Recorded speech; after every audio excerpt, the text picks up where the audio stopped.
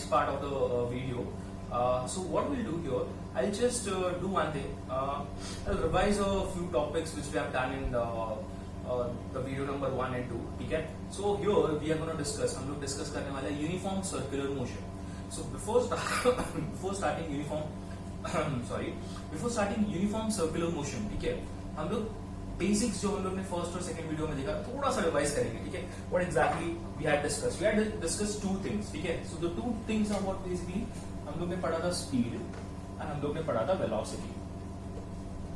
हम लोग को पता है speed is a scalar quantity, it has only magnitude, right? Velocity is what a vector quantity, it has what magnitude plus क्या है डायरेक्शन.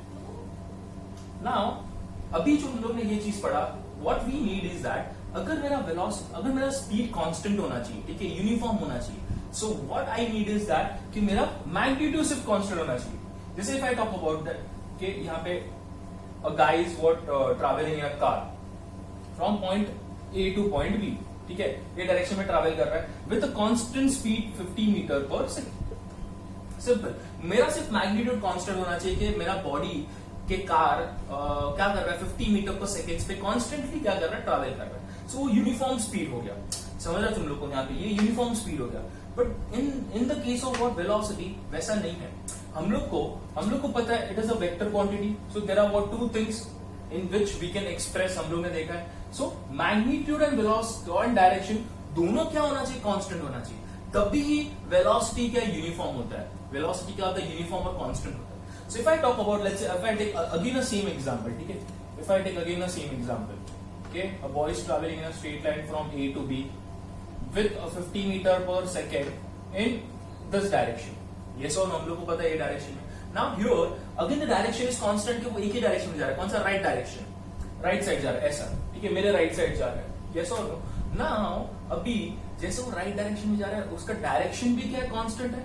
Yes or no? उसका direction भी क्या कांस्टेंट है एंड उसका मैग्नीट्यूड भी कांस्टेंट है. ठीक है? Direction and magnitude both are constant. Look at here. ये क्या होगा, मैग्नीट्यूड, और ये होगा direction. Both are constant. Then only we can say that it is a constant velocity और अ यूनिफॉर्म वेलोसिटी.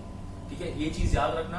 अभी हम लोग जो circular motion, uniform circular motion पढ़ने वाले उसमें ये चीज काम आएगा. ठीक है? So we will start with the concept called as uniform circular motion. ठीक है? So let's start. Now what is the circular motion? ठीक है? टॉपिक का नाम क्या है, यूनिफॉर्म सर्कुलर मोशन, और also in short form it is known as UCM, uniform circular motion. Now uniform circular motion है क्या? सो द यूनिफॉर्म सर्कुलर मोशन मतलब सर्कुलर मोशन अगर बॉडी ऐसे ट्रैवल कर रहा है, ये ऐसे. ठीक है? So this is known as a circular motion. ये सर्कुलर मोशन है. यूनिफॉर्म क्या है, हम लोग आएंगे वो पॉइंट पे. सर्कुलर मोशन है इफ अ बॉडी यहाँ पे ये रहा, ए पॉइंट पे स्टार्ट हो रहा है and it is traveling. A से कहां पे गया, B पे गया, B से कहां पे C पे गया, C से कहां पे गया, D पे. So starting from point A, it is traveling in to the B, to C, to D. तो ये सर्कुलर मोशन हो गया. Body is what travelling a circular motion, circular path और आर्क और कर्व. जैसे अगर तुम लोग को बोलो पेंडुलम, पेंडुलम देखा है तुम लोगों ने? What is pendulum? जो क्लॉक के अंदर होता है, ऐसा घूमता रहता है. That is again a what circular motion. Why? Because एक आर्क फॉर्म कर रहा हो. समझा नहीं समझा? That is a what circular motion. ये रहा सर्कुलर मोशन, ऐसे ट्रैवल कर रहा है. ये सुनो, अगर मैं तुम लोग को एग्जांपल दूं, लेट्स से मैंने एक थ्रेड लिया हुआ है. I have taken a thread and वो थ्रेड के आगे एक स्टोन, लेट्स से ये स्टोन, हाँ चलो स्टोन मैंने टाई कर लिया एंड उसको मैं ऐसे घुमा रहा हूँ. That is a circular motion. Best example जो तुम लोग को पता रहेगा, फिडजेट स्पिनर. ठीक है?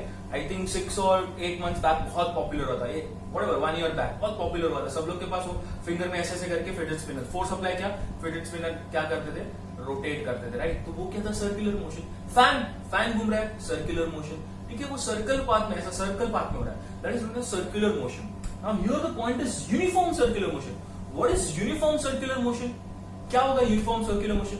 Uniform circular motion is a motion where your speed is uniform, speed is constant. speed क्या रहेगा तुम लोग का?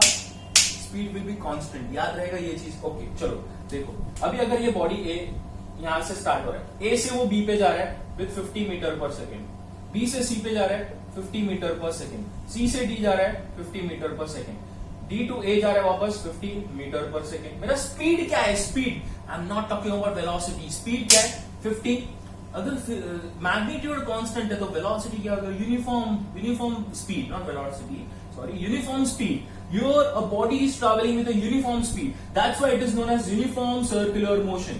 That's why it is known as what? Uniform circular motion. Are you guys clear with this? Why uniform circular motion? Because in a circular motion, if a speed of the body remains constant or uniform, yes or no, it is known as uniform circular motion. But अभी uniform circular motion तो पढ़ लिया, ठीक है. अभी इसके related और एक चीज है जो है हम लोग का वेलोसिटी, ठीक है. कौन सा चीज है? वेलोसिटी, ठीक है. ओके, सो हम लोग ने सीखा what is uniform circular motion. Now ये यूनिफॉर्म सर्कुलर मोशन के साथ there is one more topic और one more thing is connected. जैसे हम लोग ने बोला कि मेरा जो स्पीड है वो क्या है? कांस्टेंट स्पीड है, यूनिफॉर्म स्पीड है, 50-50-50-50. But if I talk about velocity, ठीक है, वेलोसिटी क्या होता है? वेलोसिटी डायरेक्शन के साथ आता है. अगर मैं बताऊं कि ये जो है ये पॉइंट पे, ठीक है, मेरा डायरेक्शन अपवर्ड्स है, ये पॉइंट पे अगर बॉडी है तो मेरा डायरेक्शन लेफ्ट हैंड साइड पे है. अगर ये बॉडी है तो मेरा डायरेक्शन डाउनवर्ड्स है. अगर ये बॉडी है तो मेरा डायरेक्शन राइट हैंड साइड पे है. So if you see at each point, ठीक है, एट ईच पॉइंट, ये रहा, यहां पे अगर मैं ब्लू लाइन से ड्रॉ करूं, so at each point my direction is different, ठीक है, but my magnitude is same, 50-50-50-50. That means velocity is not constant. अभी जस्ट मैंने तुम लोग को बोला कि ये टॉपिक आएगा जहां पे दोनों चीज क्या है? कांस्टेंट है, तो इसको क्या बोलते हैं? Uniform velocity. अगर डायरेक्शन चेंज हो रहा है या फिर वेलोसिटी चेंज हो रहा है तो यूनिफॉर्म नहीं है. यहाँ पे भले वेलोसिटी क्या 50-50-50-50 है, सब जगह पे सेम है, बट डायरेक्शन चेंज हो रहा है. There is a change in direction. अगर चेंज इन डायरेक्शन है that means velocity at each point is changing. मतलब हर एक पॉइंट पे, ये पॉइंट पे वेलोसिटी क्या है? डिफरेंट है. ये पॉइंट पे वेलोसिटी डिफरेंट है. ये पॉइंट पे वेलोसिटी डिफरेंट है. ये पॉइंट पे वेलोसिटी डिफरेंट है. Why? Because of change in direction. Reason क्या है? वेलोसिटी अलग है, डिफरेंट है हर एक पॉइंट पे. सर मैग्नीट्यूड तो सबका सेम है सर वेलोसिटी में. सर ऐसा कैसे 50-50? तो आप कैसे बोल रहे हो सर वेलोसिटी चेंज हो रहा है? क्यों? बिकॉज उसका डायरेक्शन चेंज हो रहा है. Velocity is a vector quantity, हम लोग ने पढ़ा.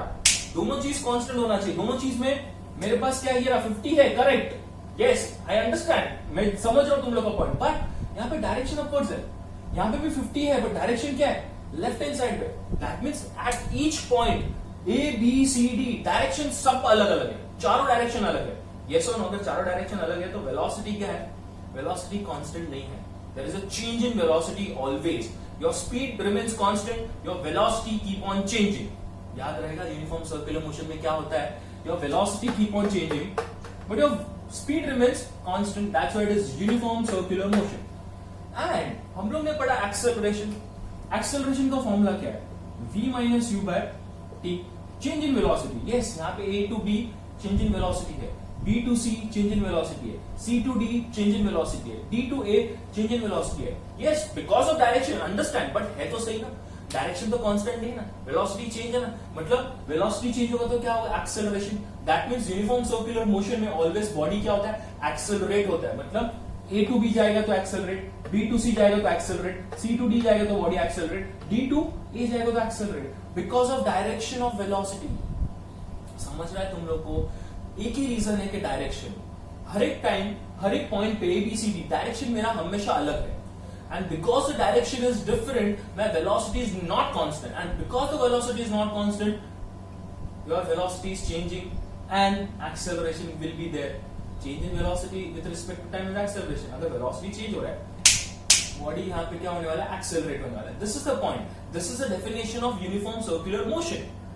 समझ रहे तुम लोग को? यस, हम लोग देखते हैं डेफिनेशन पढ़ते हैं जो तुम लोग के टेक्स्ट बुक में दिया हुआ है. ठीक है, विल सी सेम दिया हुआ है, ऑब्वियसली सेम ही दिया रहेगा. ठीक है, लेट्स सी क्या बोला यहाँ पे. When object is moving with a constant speed, yes, मैंने बोला constant speed, along the circular path, yes, along the circular path, ये ना circular path, right? The change in velocity, yes, change in velocity is the only, क्या बोला है? Change in velocity is the only due to the change in direction. यहाँ पे velocity change हो रहा है is only because of change in direction, not because of the magnitude. Magnitude सब जगह पे same है, 50. Hence, it's accelerate the motion. Yes, change in velocity though, acceleration आएगा. Body will accelerate. Yes, when an object moves with a constant speed along a circular path, the motion of what यहाँ पे is called as uniform circular motion. ठीक है? When a body travels with a constant speed, क्या बोला है? When a body or moves with a constant speed along a circular path. When a body moves with a constant speed along a circular path, this is known as a uniform circular motion. Motion of a fan, motion of what? Best example, motion of what? Planets around the sun, motion of the moon around the what planet? पता है ना हम लोग को. अगर मैं तुम लोग को यहाँ पे ड्रॉ करूं, सर्कुलर मोशन कर रहा है ना, अगर मैं यहाँ पे ड्रॉ करता हूँ, चलो मैं प्लैनेट्स ड्रॉ करके बताता हूँ. ये लेट्स से यहाँ पे बीच में क्या सन है, ये रहा, ठीक है. ठीक है, डायग्राम पे मत जाओ. यहाँ पे एक प्लैनेट है. प्लैनेट क्या कर रहा है? यूनिफॉर्म सर्कुलर मोशन कर रहा है ना. यस, तो ये भी यूनिफॉर्म सर्कुलर मोशन हो गया, बिकॉज सर्कुलर है ना, सर्कल पाथ हो रहा है. समझा नहीं समझा? यस, उसका भी स्पीड क्या रहेगा? कांस्टेंट. एंड वेलोसिटी क्या होगा? Keep on changing, because direction change हो रहा है. यस. और दूसरा एग्जांपल क्या ले सकते हैं? इलेक्ट्रॉन्स का. हम लोग को पता है केमिस्ट्री में क्या किया कि electrons are what? Revolve around the nucleus. हम लोग को पता है ये न्यूक्लियस है, यहाँ पे न्यूट्रॉन्स और प्रोटॉन्स होता है. यहाँ पे इलेक्ट्रॉन्स है, ये रहा, यहाँ पे इलेक्ट्रॉन्स है कि नहीं? So electrons are revolving around the nucleus. That means again a uniform circular motion. Yes or no? समझा uniform circular motion का examples now. ठीक है, ये सब examples हम लोग day to day life में देखते हैं, हम लोग ने किया फिजिक्स और केमिस्ट्री में. Clear? So this is what all about uniform circular motion. Now, sir, direction कैसे करेंगे? So now अभी जो डायरेक्शन हम लोग ने देखा, so how to calculate the direction, sir? So direction is what calculated by the tangent. Now what is a tangent? Maths में आता है tangent. Tangent is what? A line joining at a single point. तो ये अगर point है यहाँ पे, मेरे को यहाँ पे डायरेक्शन फाइंड करना है, तो मैं क्या करूंगा? एक सिंगल पॉइंट वाला ऐसा डायरेक्शन. ये अगर मेरे को यहाँ पे चाहिए तो मैं क्या करूंगा? ये रहा. अगर मेरे को यहाँ पे चाहिए तो मैं क्या करूंगा? ऐसे. मेरे को यहाँ पे डायरेक्शन चाहिए तो ऐसे. मेरे को यहाँ पे डायरेक्शन चाहिए तो ऐसे. So if you see, line is joining at a single point. Line is joining at a single point only. ठीक है. एंड जो टेंजेंट होता है, ये टेंजेंट है. A line joining at a single point is known as a tangent. So by drawing a tangent, you can get the direction of velocity. You can get what? Direction of velocity. ये ना direction of velocity मिल रहा है तुम लोग को. Yes or no? Direction of uniform circular motion मिल रहा है. कोई भी point पे ले लो. ये इधर तो ये रहा तुम लोग का, इधर तो ये रहा तुम लोग का. Tangent. Draw a tangent. ये रहा इधर ऐसे. Draw a tangent. Simple. Draw a tangent. You will get over direction. Yes. अगर उल्टा है, समझो यहाँ पे ऐसा बॉडी ट्रैवल ऐसे कर रहा है, अभी ऐसे कर रहा है, तो ये बॉडी ऐसे ट्रैवल कर रहा है, तो डायरेक्शन ऐसे रहेगा. अगर ट्रैवल कर रहा है, तो अभी मैंने क्या बताया? ऐसे बताया. ठीक है. अगर वो ऐसे ट्रैवल कर रहा है तो भी टेंजेंट ड्रॉ करके तुम लोग को क्या मिल जाएगा? Direction. Direction of the what? Uniform circular motion और डायरेक्शन ऑफ वेलोसिटी. समझ रहे हैं? This is the way we can what? We can find the direction by drawing a tangent. Definition लिख लो टेंजेंट का. रिपीट कर रहा हूं. Tangent is a line which is drawn at a single point or meeting at a single point in only circular path. Circle के साथ ही tangent आता है, याद रखो. ठीक है. और किसी के साथ ये रहेगा. Line joining at a single point in a circle is known as a tangent. So when you draw a tangent at a circular path, you get what? Direction of velocity or direction of uniform circular motion. समझ रहा है तुम लोग को? Circular path.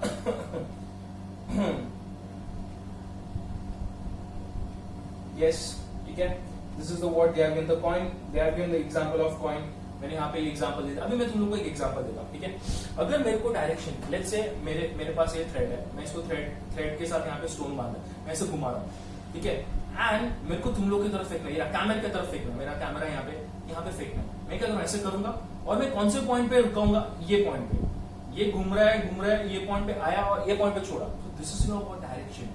ये time पे अगर मेरा ये रहा, ऐसे कर रहा हूँ एंड ये पॉइंट पे आके मैंने ऐसे छोड़ दिया, तो मेरा जो स्टोन होगा वो ये डायरेक्शन में क्या करेगा? विद थ्रेड क्या करेगा? ट्रैवल करेगा. अगर मेरे को ये डायरेक्शन जाना है, ऐसे घुमा के ऐसे. समझा? तो दिस इज द डायरेक्शन कि वो डायरेक्शन में वो कर रहा है रोटेट. समझ रहा है? This is the way we find the direction. So हर एक टाइम डायरेक्शन अलग रहेगा. यहाँ पे अलग, यहाँ पे अलग. So how do we find? By drawing a tangent. Simple. बस यही याद रखना है. मैथ्स में टैंजेंट रहेगा, तुम लोग को पता है. Very good. So we are done with what basically the uniform circular motion.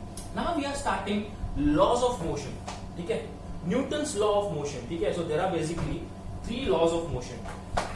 ठीक है. There are 3 laws of motion. ठीक है. Newton's law of motion. Motion chapter पढ़ रहे हैं हम लोग.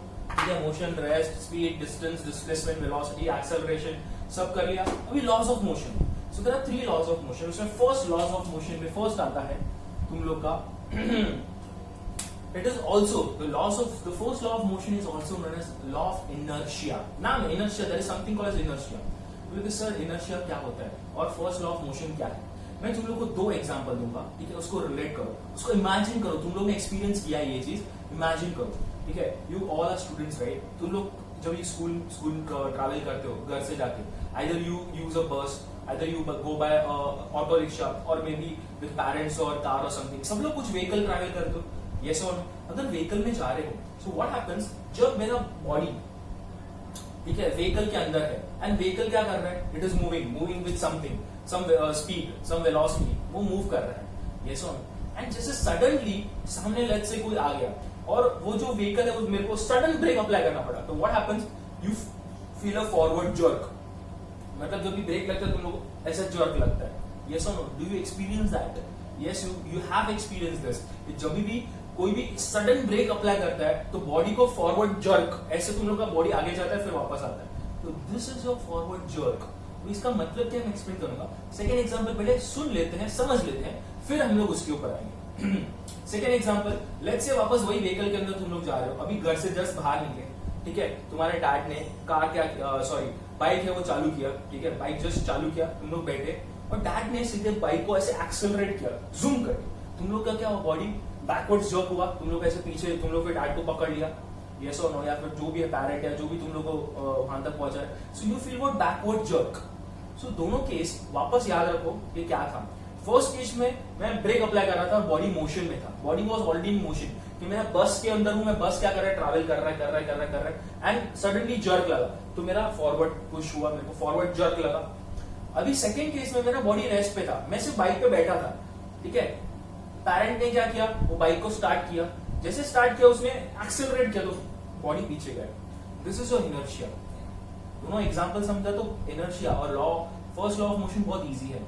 When your body, law of inertia और लॉ ऑफ फर्स्ट लॉ क्या है, बोलता है when your body is in motion it tends to remain in motion, मतलब उसको मोशन के अंदर ही रहना है। टेंड्स टू रिमेन का मतलब होता है when a body is in motion, जब वो मोशन में है तो उसको मोशन में ही रहना है, उसको रेस्ट पे वापस नहीं आना है, इसलिए हम लोग को क्या लगता है, जर्क लगता है। तो बस का एग्जांपल, जब मेरा बस एंड मैं मोशन में था और बस वाले ने सडन क्या ब्रेक अप्लाई किया तो मेरे को फॉरवर्ड जर्क लगा।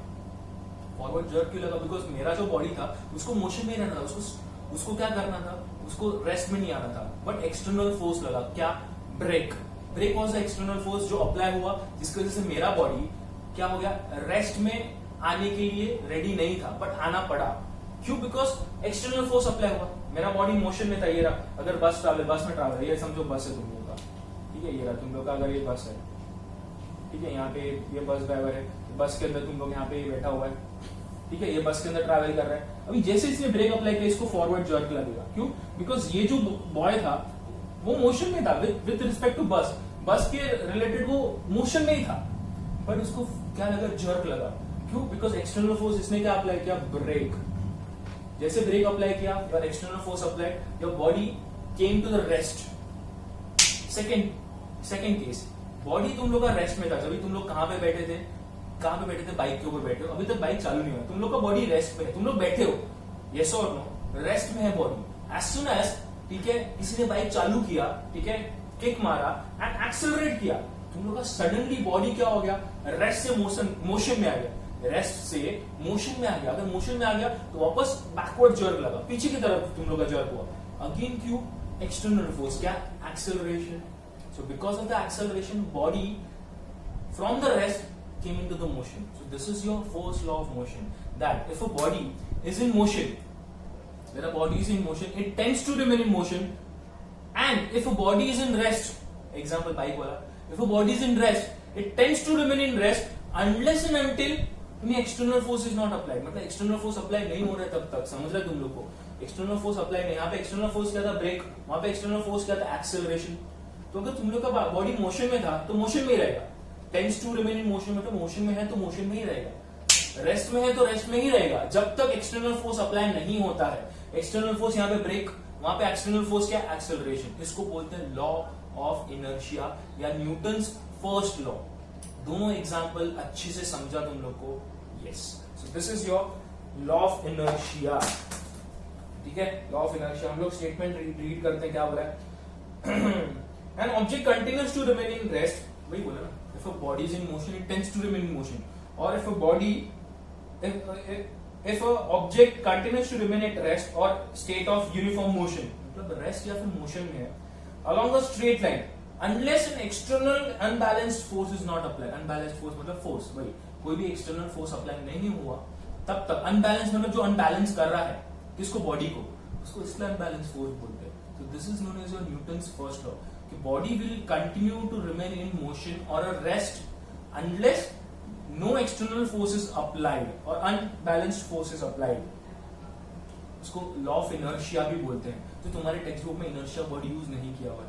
मैं बता रहा हूँ कि न्यूटन्स लॉ, फर्स्ट लॉ, उसको इनर्शिया का लॉ भी बोलते हैं, बिकॉज ये जो फिनोमिना है, ये फिनोमिना जो है, जो जर्क लग रहा है, उसको इनर्शिया बोलते हैं, बिकॉज बॉडी के अंदर इनर्शिया है. ठीक है, clear? Yes. This is what, so when an object is at rest or in uniform motion along a straight line, it does not mean that no force is acting on it.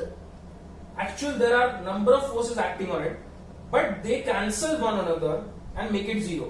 Newton's first law explains the phenomena of inertia. Yes, they have written inertia here. Very good. That is inability of an object to change its state. Inability मतलब उसको नहीं होना है, उसको उसका state change नहीं करना है. State of motion और state of rest.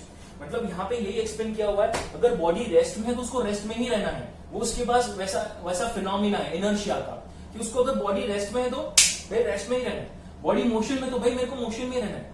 अगर कोई एक्सटर्नल अनबैलेंस फोर्स अप्लाई हुआ तो क्या हो गया, वो बॉडी रेस्ट से मोशन में आएगा या मोशन से रेस्ट में आएगा. तब तक वो बॉडी हमेशा वही स्टेट में रहेगा, स्टेट चेंज नहीं होगा. समझ रहा है तुम लोग को? I you guys are clear with this? This is your first law of Newton और law of inertia. याद रहेगा, clear है, very good. Now we are coming to the what second law of motion. Yes, एक बार सिर्फ पढ़ लेते क्या बोला है यहाँ पे. Yes, हाँ, एक चीज यहाँ पे जो बोला है मैं एक्सप्लेन करूंगा कि जब भी बॉडी मोशन या रेस्ट में होता है ना, उसके ऊपर बहुत सारे बाकी सब फोर्स भी अप्लाई करते हैं, बट वो फोर्स क्या कर देते हैं, कैंसिल करके जीरो हो जाता है. मतलब अगर ये बॉडी मूव कर रही है, ये अगर बॉय क्या कर रहा है, मूव कर रहा है, तो उसके ऊपर बहुत सारे फोर्स, अलग अलग फोर्स क्या करते हैं, अप्लाई होते हैं, बट वो फोर्स एक दूसरे को बैलेंस करके वो जीरो बन जाता है. इसलिए कोई भी क्या होता है, वो बॉडी मोशन का मोशन में होता है. बट एक्सटर्नल फोर्स, ये सब फोर्स इंटरनल है, ये एक्सटर्नल फोर्स है, ब्रेक अप्लाई हुआ तभी बॉडी मोशन में था तो रेस्ट में आ गया. समझा? बस यही चीज है. Yes, now we are going to the word second law. Second law of motion which is known as your momentum. Momentum होता क्या है? Momentum depends on two things. ठीक है, first of all momentum is denoted by P. Sir P पे क्यों किए गए? Because already momentum start होता है एम से. हम लोग का पता है मोमेंटम क्या होता है. मोमेंटम स्टार्ट एम से होता है, बट ऑलरेडी मास के लिए एम यूज कर लिया सिंबल, इसलिए मोमेंटम के लिए सिंबल क्या यूज किया, पी. क्या यूज किया, पी. क्लियरली समझा?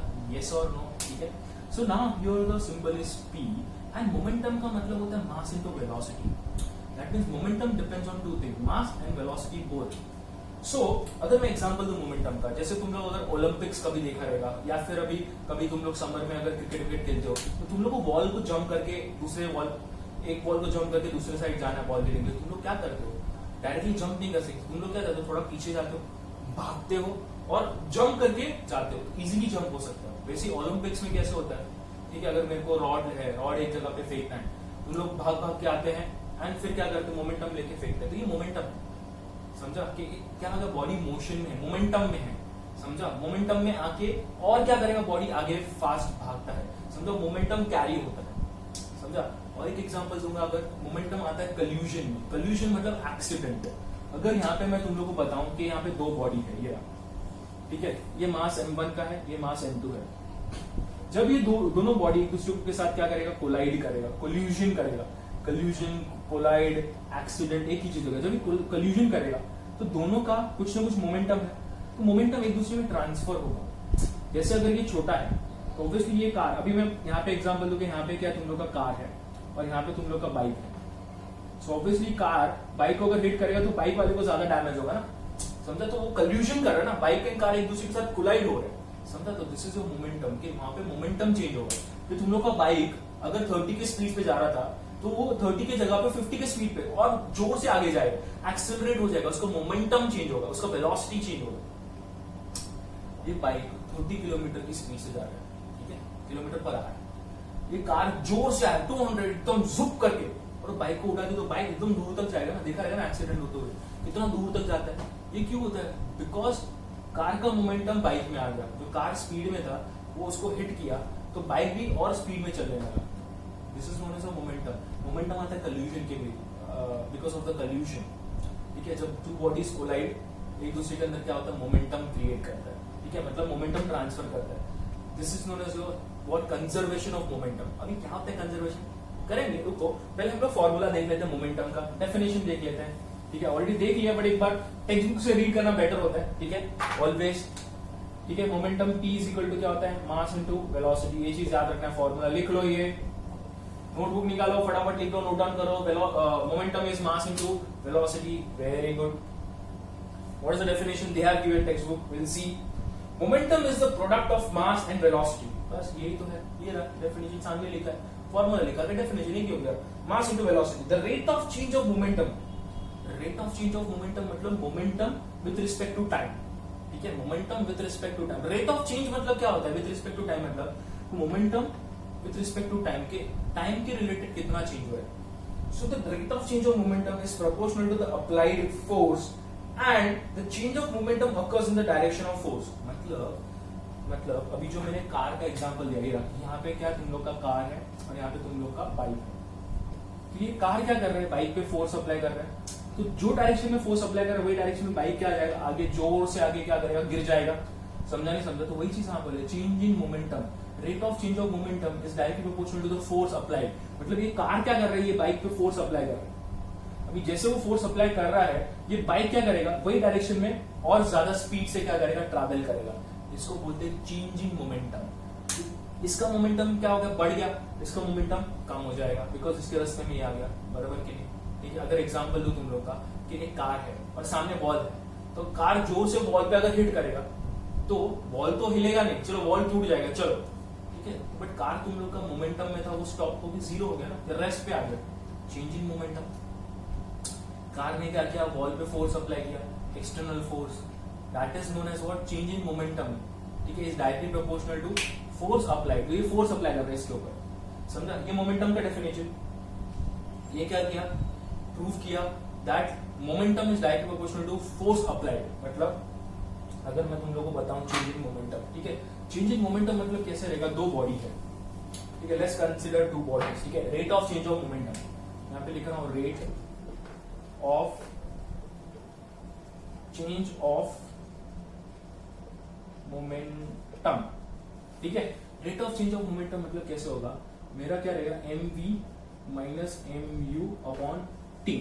मतलब जैसे मैंने ये कार का एग्जांपल दिया, कार और बाइक का, ये कार के पास कुछ मास और वेलोसिटी इनिशियली रहेगा, इनिशियल वेलोसिटी क्या रहेगा, u। ठीक है, जैसे इसने कार को, बाइक को हिट किया, इसका वेलोसिटी क्या हो जाएगा, चेंज होकर mv हो जाएगा। मास तो कांस्टेंट रहेगा, राइट, तो वेलोसिटी चेंज हो जाएगा ना, उसका वेलोसिटी क्या हो जाएगा, चेंज। ऑब्वियसली अगर ये अगर एग्जांपल दो कि ये मेरा 100 के स्पीड से जा रहा, 100 किलोमीटर पर आवर, जैसे इसने बाइक को हिट किया, वो मे भी कम होकर कितना हो गया, 70 किलोमीटर पर आवर, और चलो 30 किलोमीटर पर आवर, मतलब चेंज इन स्पीड हुआ ना, मास तो कांस्टेंट रहेगा, तो वही लिखा है, change in rate of change of momentum is what, change in momentum with respect to time. वही लिखा है ना हम लोग ने, rate of change of momentum is mv minus mu। ठीक है, final momentum minus initial momentum. Final momentum क्या था, फाइनल मोमेंटम ये रहा mv। ठीक है, मास तो कांस्टेंट है, so can I do one thing, यहाँ पे मास कॉमन निकाल लिया, v minus u by T लिख दिया। ये मास कॉमन है बिकॉज कार का ही मास का बात कर रहे हैं, कार का मास तो चेंज नहीं होगा, वेलोसिटी चेंज हो रहा है। तो this is your what basically, mv minus mu is rate of change of momentum with respect to time, and v minus u by t. What is v minus u by t? Yes, everyone. What is v minus u by t? It is acceleration. Very good. So ma हो जाएगा. So क्या है? Rate of change of momentum is equal to ma. What is ma? Force. Proof हुआ ना कि rate of change of momentum is directly proportional to force. वही तो statement अभी पढ़ा हम लोग ने टेक्स्ट बुक में. क्या पढ़ा? That rate of change of momentum is directly proportional to your force. तो ma क्या है? Force ही तो है. ये रहा. Rate of change of momentum. वापस करते हैं. क्या है? कार के पास क्या रहेगा, मैं लिखता हूं दूसरे मार्कर के साथ, चलो एक बार और फटाफट 2 मार्कर यूज करेंगे, इजीली समझेगा।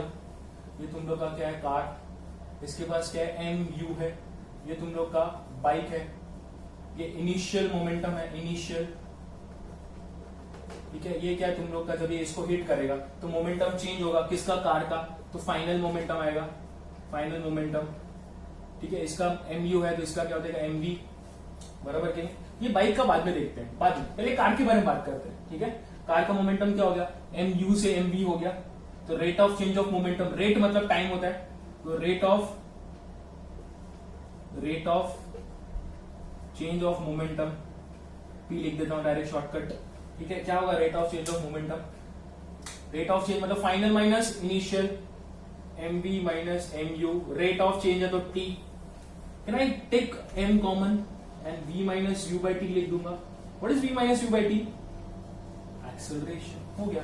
Rate of change of momentum is equal to M A, which is equal to M A, क्या होता है, f is equal to M ए।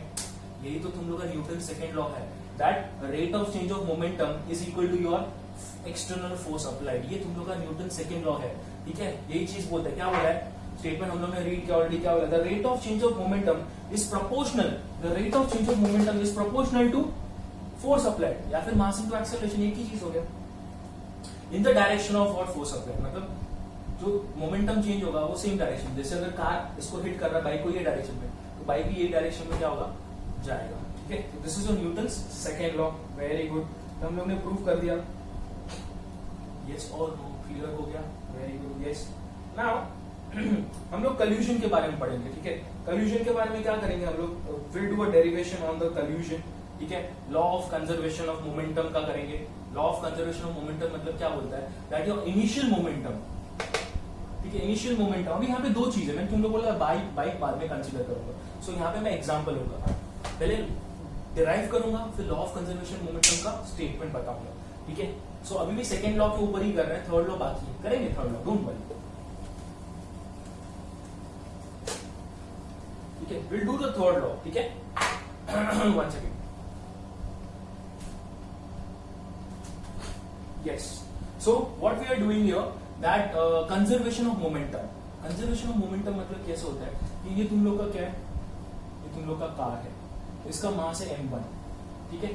यहाँ पे तुम लोग का क्या है, बाइक है, इसका मास क्या है, m2, इसका इनिशियल मोमेंटम कितना रहेगा, m1u, इसका फाइनल मोमेंटम क्या रहेगा, m1v1, यस और m1u1, m1v1, इसका इनिशियल मोमेंटम क्या रहेगा, m2u2, इसका क्या रहेगा, m2v2, क्यों, बिकॉज इसका भी इनिशियल वेलोसिटी तो कुछ रहेगा ना, कार भी थोड़ा क्या कर रहा है, थोड़े स्पीड से ट्रैवल कर रहा है रोड के ऊपर, ये दोनों रोड क्या हो गया, कल्यूजन हो रहा है दोनों का, तो इसका मास अगर m1 है तो इसका इनिशियल मोमेंटम है m1u1, ये रहा इनिशियल, इसका फाइनल मोमेंटम क्या रहेगा, m1v1, बिकॉज मास तो सेम है।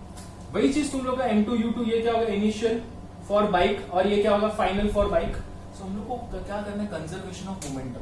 सो conservation of momentum states that your initial momentum is equal to your final momentum, ठीक है। Initial momentum of car and bike will be equal to the final momentum. तो conservation मतलब conserve हो रहा है, तुम लोग का जो मोमेंटम है सिर्फ एक बॉडी से दूसरे बॉडी में ट्रांसफर हो रहा है। अगर मैं तुम लोग का एग्जांपल दूं कि कार के पास मोमेंटम था 100, समझो कितना था 100, और इसके पास था 50, दोनों एक दूसरे के साथ कोलाइड हुआ। आफ्टर कल्यूजन इसका मोमेंटम, ठीक है, ये पहले यहाँ पे 100 था और यहाँ पे कितना था, मोमेंटम 50 था, ठीक है, P1, ठीक है, ये P1 था, इसका P1 और ये क्या हो गया, P2, राइट।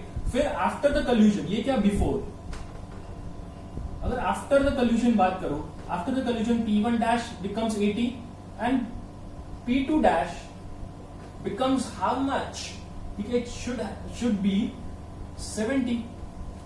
दैट मीन्स अगर तुम लोग इनिशियल मोमेंटम देखो बिफोर कल्यूजन 100 प्लस 50 कितना था, 150। आफ्टर कल्यूजन देखो 80 प्लस 70 150, मतलब इनिशियल मोमेंटम बिफोर कल्यूजन मोमेंटम था 150, किसका, कार का और बाइक का मिला के। आफ्टर कल्यूजन, ठीक है, कार एंड बाइक का मोमेंटम वापस मिला के कितना हो गया, 150। That means momentum is conserve, this is known as law of conservation of momentum, कि before collision the momentum is equal to the what after the collision।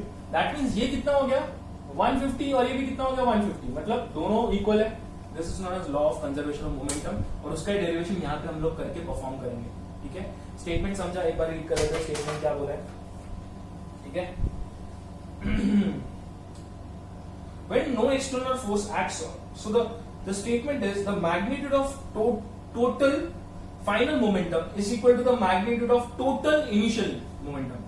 Total क्यों बोल रहे हैं, बिकॉज टोटल मतलब इनिशियली टोटल किसका रहेगा, ठीक है, ये रहा बिफोर कल्यूशन मतलब, ठीक है, से magnitude of total momentum, final momentum, और क्या था इनिशियल, तो ये दोनों बिफोर मतलब इनिशियल हो गया, एंड टोटल मतलब कार एंड बाइक दोनों का ऐड करके कितना था 150, एंड आफ्टर मतलब क्या होगा फाइनल, आफ्टर मतलब फाइनल हो गया, तो दोनों का मिला के कितना हो गया 150, वही बोला है। स्टेटमेंट क्या है, क्या बोला है यहाँ पे, the magnitude of total final momentum, so magnitude of total final momentum 150 is equal to the magnitude of total initial momentum 150। ये हम लोग को प्रूफ करना है। Yes, how do we prove that, हम लोग को कैसे प्रूफ करेंगे, दो बॉडी है कार एंड बाइक, इसका मास m1 है, इसका इनिशियल वेलोसिटी u1 है, इसका मास m1 है, इसका इनिशियल वेलोसिटी u1 है, इसका फाइनल वेलोसिटी v1 है। बाइक है, उसका मास m2 है, उसका इनिशियल वेलोसिटी u2 है, इसका फाइनल वेलोसिटी v2 है। ठीक है, हम लोग को पता है u और v क्या है, u इनिशियल v फाइनल। वही हम लोग को अभी मोमेंटम का फॉर्मूला अप्लाई करना है। क्या करना है, मोमेंटम का फॉर्मूला, दैट मोमेंटम के फॉर्मूला में कैसे हम लोग को पता है कि momentum is directly proportional, rate of change of momentum is directly proportional to force applied, हम लोग ने अब भी किया। ठीक है, second law of motion, that rate of change of momentum is directly proportional to force applied. तो वही हम लोग क्या करेंगे, अप्लाई करेंगे यहाँ पे। ठीक है,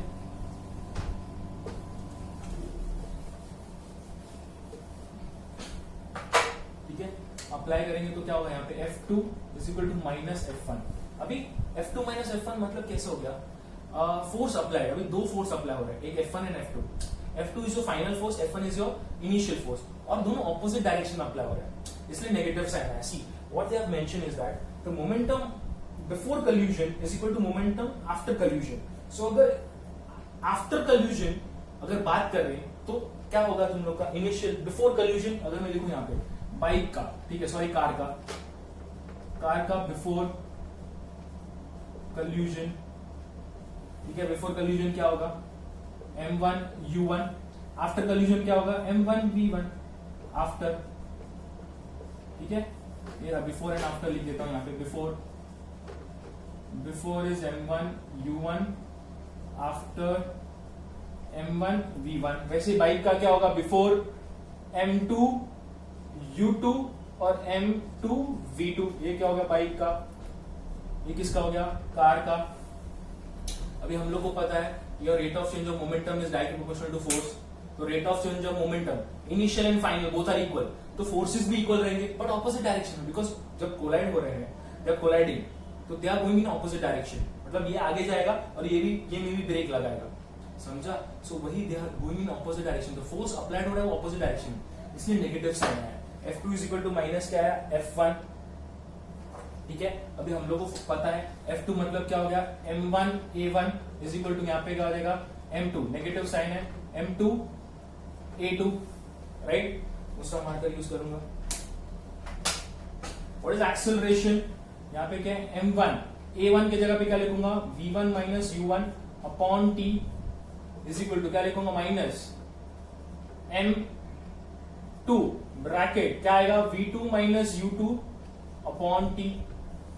समझा क्या किया मैंने F2 के जगह पे ma लिखा, बट F2 है, ओ सॉरी, यहाँ पे 2 आएगा, ओ सॉरी, 1 आएगा, ओके रब कर देता हूँ, सॉरी, गलती हो गया। देखो ये m2 a2 है, ये m1 a1 है, नेगेटिव साइन, सो m2 एक्सेलरेशन क्या है v2 minus u2 by t bracket minus m1 क्या हो जाएगा तुम लोग का यहाँ पे v1 माइनस u1 अपॉन क्या हो जाएगा t ब्रैकेट आया तुम लोग को, ये समझा। अभी क्या करूंगा, ब्रैकेट ओपन करूंगा और tt क्या हो जाएगा, दोनों बाजू पे कट हो जाएगा, tt जाने दो भाई, तेरा टाइम दोनों का सेम ही है। ठीक है, कल्यूजन एक साथ ही होगा ना, ऐसा होगा क्या एक कार बाइक को पहले हिट करेगा तो कार पहले कोलाइड हो जाएगा, बाइक बाद में होगा, नहीं टाइम तो सेम रहेगा। सो ब्रैकेट ओपन, ये रहा, वापस लिखता है m2 v2 minus u2 is equal to minus m1 v1 minus u1, bracket open करो, ये m2 into v2 is equal to minus m2 u2 is equal to minus क्या आएगा m1 v1 minus m1 u1, अभी negative sign है यहाँ पे, sign change हो जाएगा, क्या हो जाएगा m2 v2 minus m2 u2 is equal to m1 v1 plus m1 u1। अभी क्या करूंगा मैं, ये v1 और v2 को एक साथ लेते हैं, ये m2 है पाई दो, ठीक है, समझा कैसे आया, ठीक है। अभी इन लोग का भी देख लेते हैं, फाइनल यही आया, यस वेरी गुड, यही आया, ठीक है। अभी v1 और v2 को एक साथ ले लेंगे, ये नेगेटिव है, इधर आएगा तो पॉजिटिव, तो क्या हो जाएगा m2 v2 plus m1 v1 is equal to, ये नेगेटिव है, इंटरचेंज किया, ये टर्म को इधर लेके आया, ये टर्म को इधर लेके आया, ठीक है, इंटरचेंज किया तो क्या हो गया m2 u2 plus m1 u1। ये तुम लोग का है law of conservation of momentum, ठीक है। Law of conservation of momentum कहां से फाइंड किया, यहां से F2 is equal to minus F1। First law of क्या, sorry second law of Newton second law से, that your rate of change of momentum is directly proportional to force. अगर दोनों initial and final momentum same है तो दोनों force भी क्या रहेगा, इक्वल रहेगा, बट ऑपोजिट डायरेक्शन में। तो फोर्स है F2, उसी जगह पे क्या डाला m2 a2, F1 है तो क्या डाला m1 a1 डाला, तो रेस्ट तो अपने को पता है। तो ये क्या मिला तुम लोग को, formula for what, law of conservation of momentum. अभी समझा तुम लोग को, ये क्या है तुम लोग का, ये क्या है, ये जो है तुम लोग का v2 एंड v1, ये क्या है तुम लोग का final momentum, this is your final momentum, because v1 और v2 है, ये तुम लोग का initial momentum, u2 and v1 वही तो है हम लोग का, ये u2 और u1 है इनिशियल मोमेंटम, ये v2 and v1 final momentum, sum of both the, मतलब अगर ये जो है तुम लोग का, अगर मैं लिखूं यहाँ पे, ये तुम लोग का क्या है, कार का है, ये तुम लोग का बाइक का है, दोनों का इनिशियल मोमेंटम क्या कर लिया, ऐड कर लिया, ठीक है।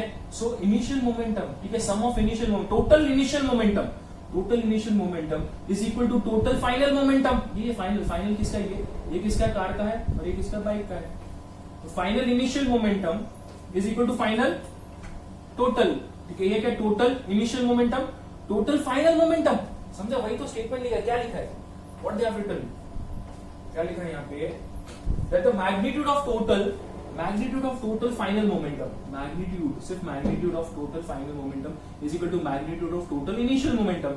सर कैसे पता चला इनिशियल क्या है फाइनल क्या है, देखो ना बेटा, वेलोसिटी देखो यहाँ पे u1 एंड u2 है, ये u2 एंड u1 है, तो इनिशियल वेलोसिटी ये क्या है, v2 एंड v1 है, तो ये क्या होगा, magnitude of total final momentum is equal to magnitude of total initial momentum. ये तो law of conservation of energy है।